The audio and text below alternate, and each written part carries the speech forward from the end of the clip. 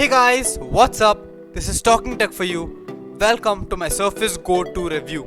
Quickly before we begin, if you guys enjoyed this video, don't forget to like, subscribe and click on the bell icon below to get notified whenever I upload. So Microsoft recently announced the new Surface Go 2. It is this 10-inch laptop which looks like a mini Surface Pro. It has been a year since the first Surface Go, which was a really good device, but it had 3 main setbacks, which should have been resolved within a year. So let's have a look. The Surface Go lineup is not meant for everyone. It is meant for mainly 4 types of people. Students, people who want a secondary type of computer, people who want a small tablet laptop for day-to-day use, and finally people like me, people who really like a small laptop, and I love the Surface Go lineup. So, there were 3 main flaws in the first Surface Go. They were the size of the bezels, the performance, and the battery life. So Microsoft tried to fix these issues, and now let's take a look at it. Let's discuss the specs. The Surface Go 2 comes in 3 variants. It has either 4GB or 8GB DDR4 RAM with either 64, 128 or 256GB of storage. It has an option among the Intel Pentium Gold and the Intel Core M3 processor. The display is pretty good with a 3:2 aspect ratio. It does finally have USB-C port, but unfortunately it cannot be used for charging. It starts at $399 and goes all the way up to $629. So right off the bat, if you're considering getting one of these, I would recommend you don't get the base model and go for the second or the third variant if it is affordable for you. Only if this is going to be your primary computer. If this is your secondary computer, then you should just be fine with the base model.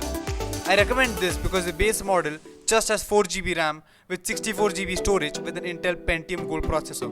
These are not great specs, but they're fine for a secondary laptop, I guess. Now, let us see till what extent Microsoft have fixed the issues. Let's start with the size of the bezels. The size of the bezels on the first Surface Go was huge and didn't feel modern in any way whatsoever. Thankfully, this has been fixed.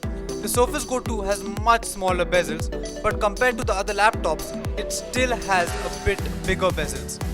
But for a tablet laptop, I guess it is kind of acceptable. Now, let's discuss the performance. The performance for the Surface Go does not need to be too good. I don't think anyone is going to be getting this for gaming or video editing, but the base model is pretty bad. I think it should have at least 6GB RAM for the price. The other 2 models are fine as they are decently powerful, but still could be a bit better. Now, let us talk about the battery life. The battery life on the Surface Go was pretty bad. Actually no, it was just bad. The Surface Go lineup is meant to be this portable laptop, and all portable devices should have at least 12 hours of battery life. The Surface Go 2 has a battery life of about 8 to 9 hours, which is really not that good. Even in light testing, this gives up to about 10 hours. This was pretty disappointing to me, and I really thought that this should have been changed since the last Surface Go. If there was anything that I could change from the last Surface Go, it would be the battery life, and I'm shocked that Microsoft didn't see this as a major issue. The Surface Go 2 has all of the accessories like the Surface Pen and the Surface Type cover. No one uses this device without the type cover, and I think that it is an important part of the device. The keyboard is backlit and does attach magnetically.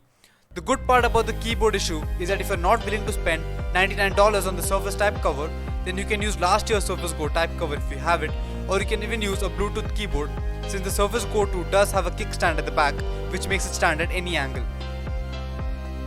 The Surface Pen is pretty good. It is not as good as the Apple Pencil, but it does do a decent job. The experience of the Surface Pen is not as good as the Surface Pro X or the Surface Book. The Surface Go 2 does feature 4G LTE, which is a very underappreciated feature in this device.